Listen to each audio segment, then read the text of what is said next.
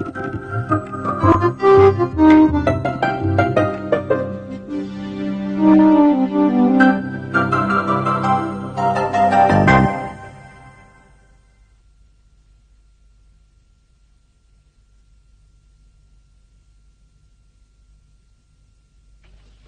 progress of human civilization is often marked by the shift from food gathering to food production.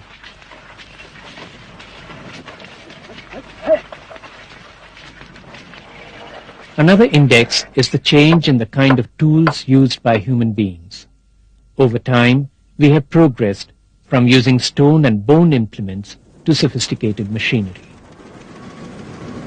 However, one of the special features of India is the coexistence of various modes of production and the use of different types of tools simultaneously.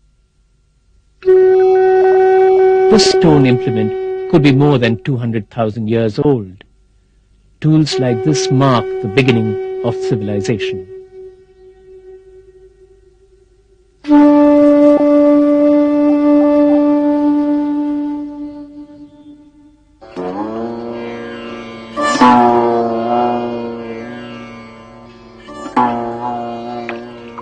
The difference between human beings and other animals is only that human beings use tools. They use a variety of instruments. The first instruments that they started using were made of stones. They were crude cuttings on stones, which were made in what is known as the Old Stone Age or the Paleolithic period. After that, tools became finer, sharper, more efficient. And with that, human beings progressed from food gathering, hunting, to food growing, agriculture, and then to industry, and to various other types of manufacture. The Old Stone Age represents the beginning, however, of the transition from ape to man. The Stone Age has been with us in India for several millennia and is still thriving today. And along with stone tools which are in use today, the remnants of tools from long ago keep cropping up as well. A factory for mass-producing stone tools existed at this site in Tamil Nadu, now known as Athrimbakkam. The era when tools were made exclusively from stone and bones is divided into several periods. The oldest is the Paleolithic age, when crude tools, like this implement, were fashioned from stones and were used for basic tasks like killing and skinning animals. Then came the New Stone Age. Tools became sharper and hence more efficient. In the Bronze Age, the smelting of metals began, and tools were then made out of copper and its alloys. The evolution to metal tools took several 100,000 years, and much happened during the course of that period.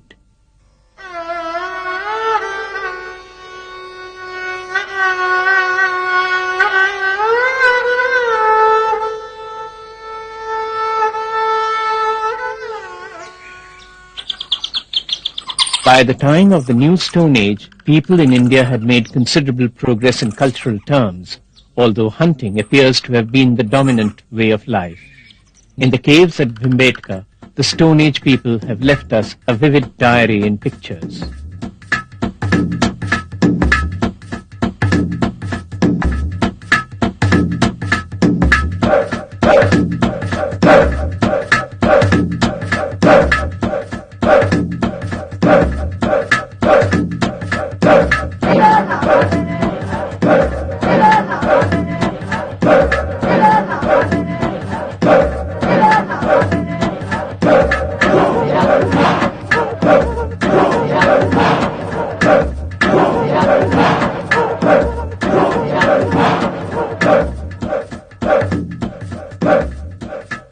It is usually thought that the horse was unknown in India until much later, but these prehistoric paintings found in the caves at Bhimbetka suggest otherwise.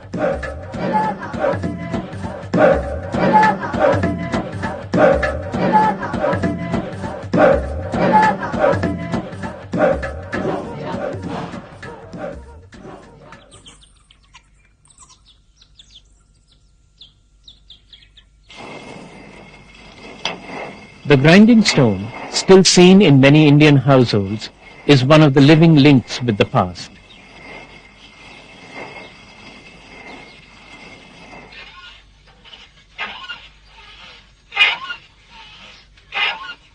This stone in use today in the village of Dholavira is not very different from one dug up at the Harappan site nearby. The grinding stone even tells us about social differences. In an upper caste household, the quern is held from the top, while the lower castes hold it from the sides, perhaps a carryover from the time when the well-to-do would merely grind condiments with it, while the poor mainly used it for grinding corn. As well as this functional importance, stone acquired a ritual value. This is dramatically evident in what are known as megalithic burial sites, where large stones are used to mark graves. So 2000 years back, it was the custom of our ancestors to bury their dead bodies some 4 feet below the surface level and used to attract them or decorate them in the form of circles, Chiron circles, dolmens, like that. Along with the skeletal remains of the dead, he has used some materials like dagger, pottery, even other things also, isn't it? So they also used to be buried along with the skeletal remains. The bodies and some of their possessions were buried in large pottery urns. This practice was particularly prevalent in South India and finds a mention in Tamil Sangam literature. The simultaneous use of stone and metal tools was already a feature of a much more ancient prehistoric civilization which flourished more than 2,500 years before Christ. This was the famous Harappan culture, somewhat inaccurately known as the Indus Valley civilization. This culture is known as Chalcolithic, signifying that both copper and stone implements were used simultaneously. The core of the Harappan civilization was the valley of the Indus River and its tributaries, but it spread over 500,000 square miles. To date, more than 300 sites have been excavated. The best known sites of the Chalcolithic civilization are of course Mohenjo-daro and Harappa. But Kalibanga in Rajasthan is no less impressive. It has all the characteristics of the Indus Valley cities. Well-planned streets, nice houses. The site itself is divided into 3 portions, which are known as Kalibanga 1, Kalibanga 2 and Kalibanga 3 today by archaeologists. The first one is a citadel. It has large houses, perhaps public buildings. The second one has the houses of the citizens along straight roads with streets running at right angles. And Kalibanga 3 is a small enclosure where perhaps the poorer people, the working people lived. These were known to the British archaeologists as the Coolie lines. This clear demarcation suggests a society that had evolved considerably. The Harappan cities seemed to stand out suddenly as pockets of urban grandeur, while elsewhere in the subcontinent, people were still living in small settlements and experimenting with food production. However, a closer look at some of the sites, like the fortified town of Dholavira, for instance, shows that this was not the case. The cities evolved slowly, in stages, and through the remains which have been found, we can locate some of these stages. Right from the beginning, we have been finding there certain mature Harappan traits. But by and large, the pottery or other items were somewhat different. It means the Harappa culture was in its very early stages of evolution. Because all the mature Harappan elements are not there. Just a few are slowly emerging from within the culture itself. And at that time, it was a small fortress. In stage 2, the fortress was further augmented, further broadened, and settlement started extending towards the north as well as the east. And in third stage, which is of course a very creative stage at Dhoravira, we find that the earlier settlement was converted into a citadel. The excavations at all the Harappan sites indicate the existence of granaries and other storage facilities. The granaries usually faced the rivers which were used as trading highways. In Lothal, the granary was very close to the dockyard. trade was not only carried out within the subcontinent, but also with Mesopotamia, modern-day Iraq, where a similar Bronze Age culture flourished. The mainstay of the culture was trade and commerce, large-scale crafting activities, mass production of consumer goods for consumption in their domestic market as well as outside. They had a very brisk network of international trade. They were trading regularly with the Gulf countries, Mesopotamia, and possibly in the Trans-Himalayan area also. Apart from trading their produce, the Harappan people needed a constant supply of raw materials, including important metals, for their various activities. One of the intriguing issues about the Chalcolithic people is about their access to metals. And these metals, in the case of the Indus Valley civilization, are copper, zinc and tin. Now while zinc and tin could have come from mines in Central Asia, the nearest known source of copper for the Indus Valley are the Khetri mines in eastern Rajasthan. Who mined that copper from there and how did it reach the people of the Indus Valley?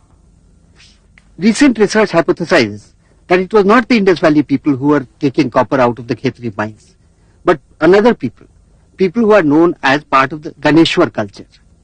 They mined the copper and traded it across the sand dunes which provided the natural eastern frontier of the... We all know, of course, that the Indus Valley civilization were very good at trade, and who got the better of that bargain should be obvious. The people of the Indus Valley were urban, sophisticated and rich. The people of the Ganeshwar culture were pre-urban and perhaps poor.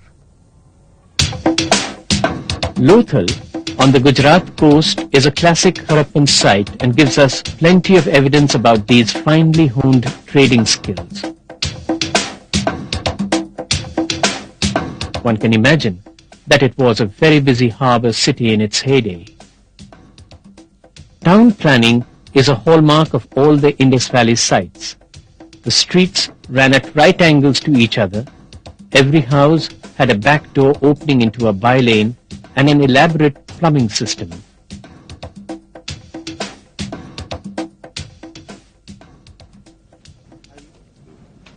આ એક ગટર system છે.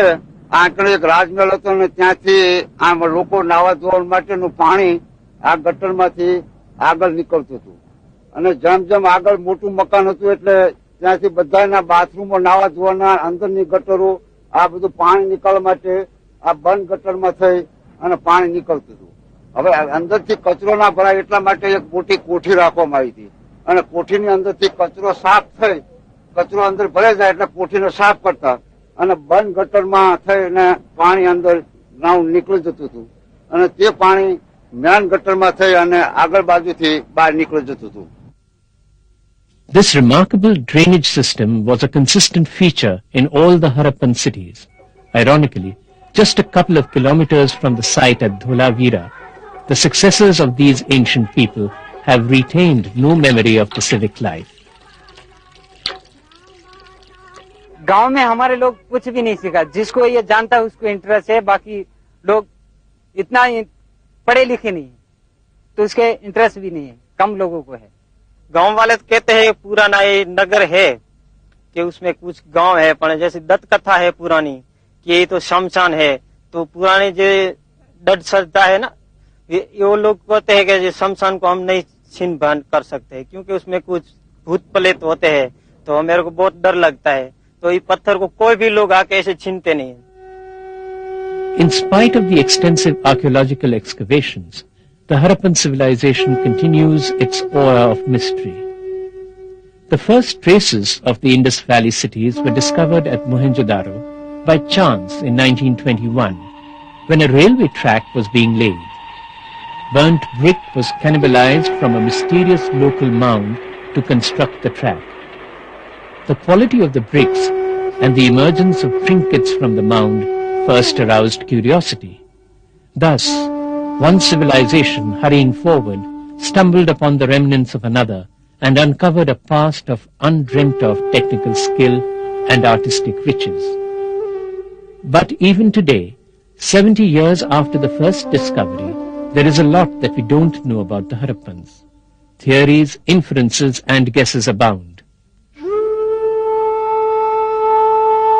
And the numerous seals of the Harappans add an element to the mystery. These seals have been found in abundance all over the Indus Valley. Some of them have turned up as far away as Iraq. These discoveries support notions of the importance of trade. The seals may have been used by guilds of merchants and traders. In this one, the figure in the tree may be a deity. It is believed that the Harappans worshipped nature along with a mother figure. The seals have also preserved for us the script that the Harappans used. This script is at the heart of all debates about the Indus Valley culture. It was written from right to left, like Arabic. It had some pictographic elements. None of the numerous attempts to decipher the script has, however, been generally accepted. The uniform construction of all the cities has been interpreted to indicate the control of a central government and possibly a planned economy. The element of historical continuity in this respect of the Indian civilization is evident through a comparison of modern Chandigarh with the ancient cities of the Harappans.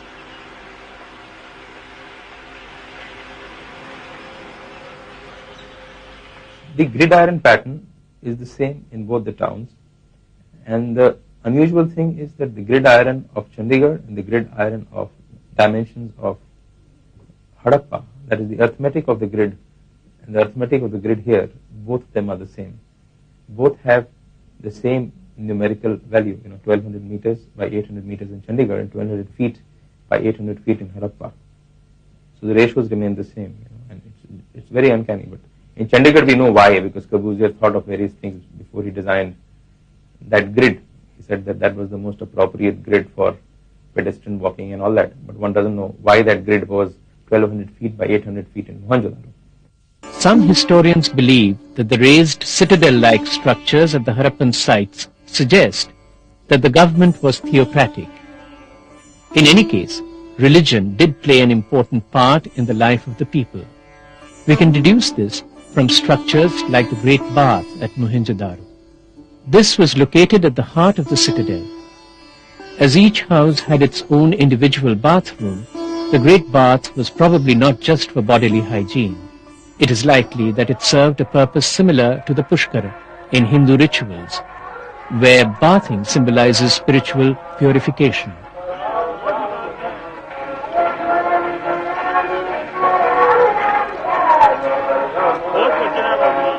The Great Bath had a number of private rooms around it, and it could well have been used for rituals containing a heady mix of politics, religion, and perhaps even ritualized sex.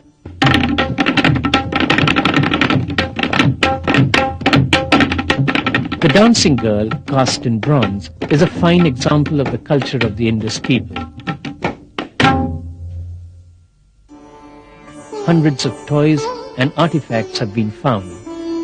The variety of terracotta beads and trinkets excavated testify to a high level of sophistication.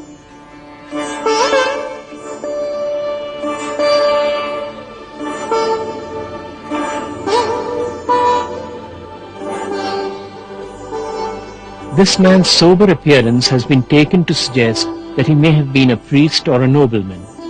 His possible descendant at Kalibangan, however, is a humble peasant. To think of that the Harappan people were peace-loving people, so I don't agree to that. Had that been the case, why they fortified their settlements so zealously, so strongly? What was the necessity? And second, the notion that does round is that as if the Harappa culture has a huge empire. But this is very likely that in fact it was a cultural or economic or socio-economic empire within which there were several states, several kingdoms, all the time fighting against each other. In any event, despite all its grandeur, the Harappan culture declined and the legacy of urban civilization was lost. History is a discipline which should make you feel both proud and humble. It should make you feel proud because it reminds you of the glorious achievements of ancestors who lived hundreds, thousands of years ago. For instance, this place at Lothal was built by a very sophisticated set of people more than 4,500 years ago. It is also a subject which would make you feel humble. Compare Lothal of those days with Surat of today, just across the bay. Lothal is a well-planned city with a sophisticated drainage system and a great deal of civic pride and a sense of civic opportunity. Surat, on the other hand, is a mess with lot of greed, lot of wealth and no civic sense whatsoever. Therefore, while Lothal reminds one of glory, Surat makes one feel sad. And it is history which brings out this sense of irony.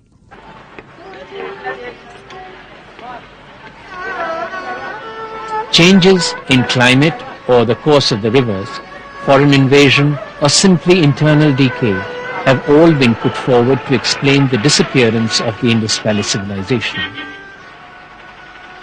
The hobby horse of many scholars has been to postulate the theory of invasion of Harappan cities by Aryans. And, even Kosambi, D.D. Kosambi, he was very emphatic about this invasion theory. But subsequent scholars, they don't think that the civilization disappeared because of any such invasion. Instead of emphasizing the idea of complete disappearance, it is better to think in terms of gradual decay of the civilization. The cities gave way to rural cultures, and the remarkable town planning went underground for centuries. The written word disappeared, and the sounds of a totally different culture held sway in the subcontinent. Migrating tribes poured out of Eastern Europe, some going to Western Europe, some to West Asia, and some penetrating the Indian subcontinent. These nomadic herders, loosely known as the Indo-Aryans, started settling in North India around 1500 BC. Their advance into South Asia was long and tortuous. Cultural mingling with the local people modified their original ways and customs. The term Indo-Aryan thus refers to a broad group of tribes which spoke the same language but differed in cultural and physical characteristics. The primary source for the history of these people is the Rig Veda, the oldest of the four Vedas. For almost 1,000 years, these hymns were not written down but were only transmitted orally. It is necessary to keep in view that the Vedic literature as a whole was being produced over a very long period, roughly speaking, from about 1500 BC to about 500 BC. This would mean that this massive literature was under composition for something like 1,000 years or probably even more. This is a literature which seems to have been produced by people living over a very wide geographical zone, which spanned almost whole of North India, barring perhaps Bengal in the east.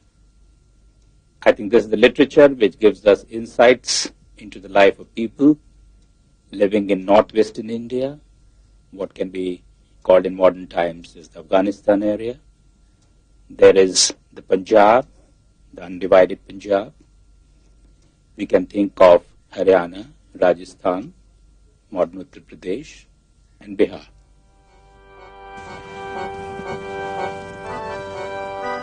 The Rig Veda suggests that the Indo-Aryans were predominantly pastoralists. They survived chiefly on the produce of the cow. The economic importance of the cow transposed it into a sacred animal in later times. Cattle were often the subject of conflicts between the Aryan tribes and the people known as the Dasyus and Panis. The Rig Veda describes these people as dark-skinned with flat noses. The Aryans themselves are described as being fairer with sharp features. Vedic texts give clear indication that the relationship was very unfriendly. It was one of hostility between the Indo-Aryan speakers and the Dasyus and Dasas and Panis. But there is another interesting angle to this whole problem. Dasyu is equivalent to the word Dahyu, which is mentioned in the old Iranian language. And it has been suggested that Dasyus were perhaps one of the earliest people who came to India. Originally they were Indo-Aryans, but they came to India and they adopted the ways of the pre-Aryans in this country to such an extent that when the Rigvedic Aryans came to India, they found that the mode of life of the Dasyus was so different that hostility was inevitable.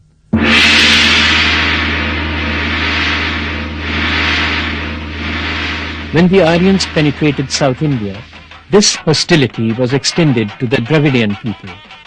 Even till today, some aspects of Indian politics are said to reflect this antagonism in the North-South divide. Aryan culture, over time, spread all over the country.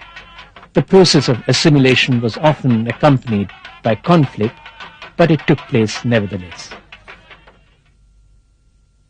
At the same time, even as the composite culture of India evolved, the survival of tribal pockets and alternative cults and traditions shows the persistence of some of the older cultures.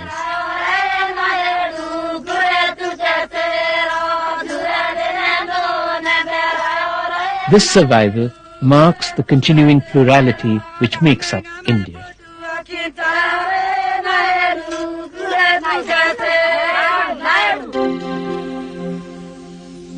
Thank you.